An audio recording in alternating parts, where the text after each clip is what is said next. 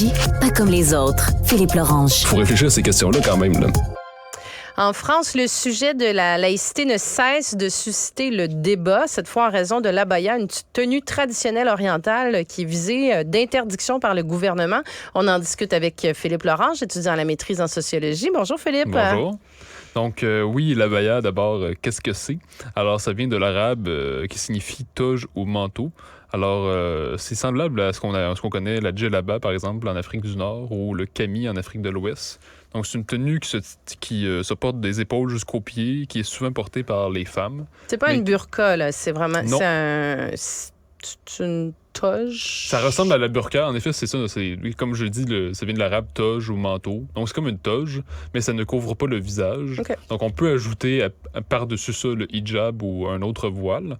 Donc, c'est ça. C'est une tenue qui est reliée souvent aux pays du Golfe, au Maghreb, les pays musulmans, en gros.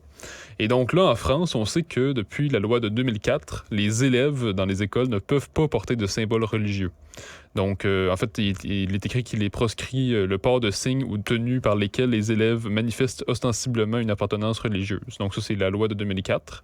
Et le ministre de l'Éducation actuel, Gabriel Attal, a donc décidé de bannir l'abaya parce qu'il constate que c'est un symbole qui manifeste la foi musulmane. Mais c'est pas si évident que l'abaya est forcément musulmane, parce qu'au départ, c'est une tenue traditionnelle qui est purement culturelle. Ça, c'est l'origine comme telle de l'abaya. Mais ce qu'il a constaté, c'est qu'il y a eu une augmentation importante du port de l'abaya à l'école, et il pense que cela viendrait d'une sorte d'attaque, c'est-à-dire qu'il y aurait une attaque islamiste sur les écoles françaises, que les groupes islamistes tentent de tester l'école française. Et donc, en réaction à ce qu'il constate comme une sorte de menace qui plane sur l'école française, sa réaction, c'est de dire qu'il faut carrément proscrire l'abaya parce qu'il serait le symbole d'un islamisme qui avance. Donc, là, après, on sait que le Conseil musulman de France dit que ce n'est qu'une tenue traditionnelle qui n'a pas rapport forcément avec l'islam. Alors que dans les pays musulmans, on sait qu'il n'y a pas forcément la distinction entre culture et religion. Tandis que nous, en Occident, on fait facilement cette distinction-là. Mais dans les pays musulmans, cette distinction-là se fait moins facilement, si on veut. Par exemple, en Arabie saoudite, on sait que l'abaya a déjà été obligatoire, notamment l'abaya noire, parce qu'on sait que ça peut se porter sous différentes couleurs. Mais depuis quelques décennies, c'est l'abaya noire. Donc, depuis ce temps-là, on avait associé l'Arabie saoudite avec un pays qui impose l'abaya comme symbole religieux. Donc, c'est quand même un enjeu complexe parce qu'on se demande est-ce que c'est vraiment juste culturel ou est-ce que c'est un rapport religieux. Puis comme je disais, la loi de 2004, comme on sait, la laïcité à la française est pas mal plus forte qu'au Québec parce que nous, on interdit les symboles religieux uniquement pour les personnes en position d'autorité, alors qu'en France, c'est pas juste l'autorité, mais c'est tout l'espace civique au complet. Donc, ça implique les élèves. Donc, c'est pour ça que... c'est ça. Donc, on sait que la mesure viserait 150 établissements scolaires sur 60 000 présents en France.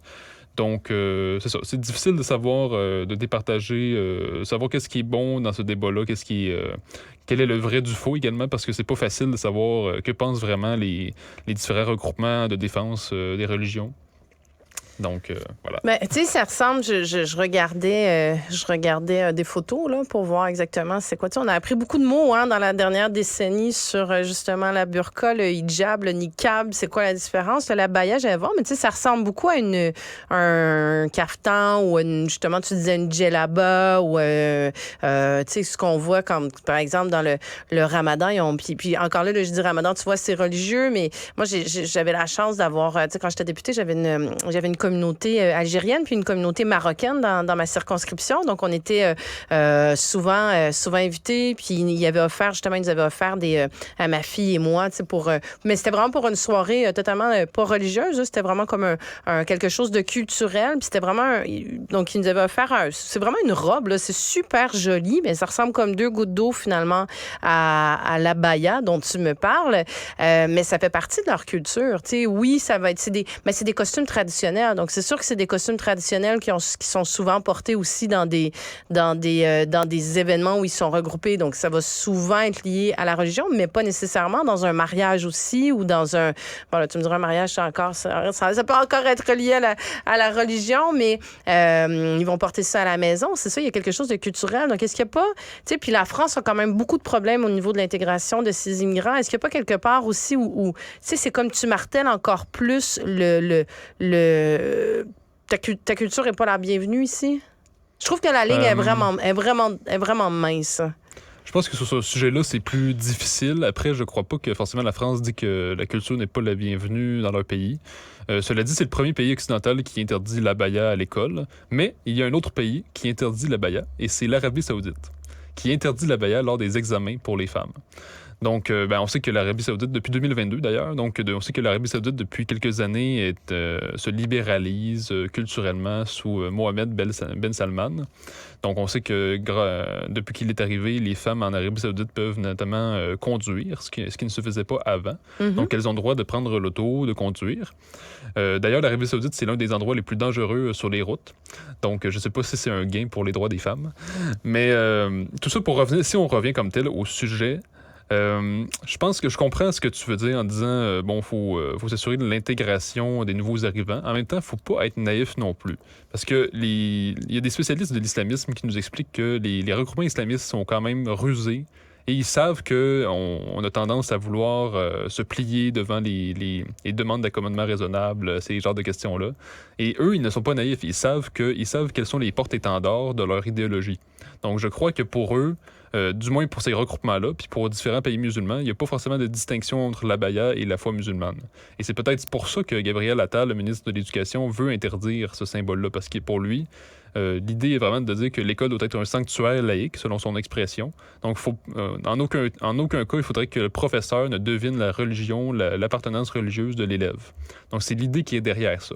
Non, mais tu sais, rendu là, parce qu'encore là, l'abaya, moi, que tu sauras me le dire, mais c'est porté que par des femmes, là. On parle de femmes et de filles. Ça peut être porté par des hommes, mais de ce que je comprends, c'est surtout les femmes qui le portent. Oui, c'est ça. Donc, c'est encore un débat qui se fait sur le vestimentaire. Non, mais sur le vestimentaire des femmes, là, veut pas.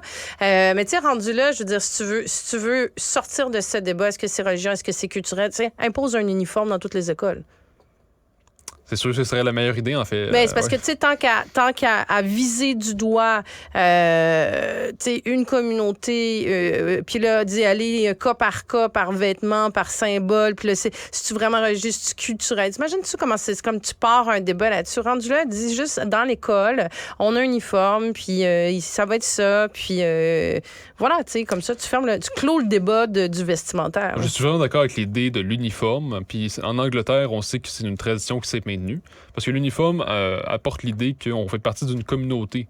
Donc, il y a un sentiment d'appartenance. Oui. On est tous pareils, on est tous égaux entre nous. Oui, puis l'uniforme peut être juste, tu sais, uniforme étant pantalon marine, puis au blanc. Ça n'a pas obligé d'être un uniforme standard de l'école acheté, là, mais c'est juste que tu uniformises. Parce que je pense que c'est un peu ça l'objectif aussi, d'uniformiser, mais fais-le directement au lieu de le faire indirectement. Là. Non, en effet, c'est ça. Je crois que l'uniforme, ce serait une très bonne solution. Après, on dirait qu'en France, c'est un pays qui a de la difficulté à faire des réformes.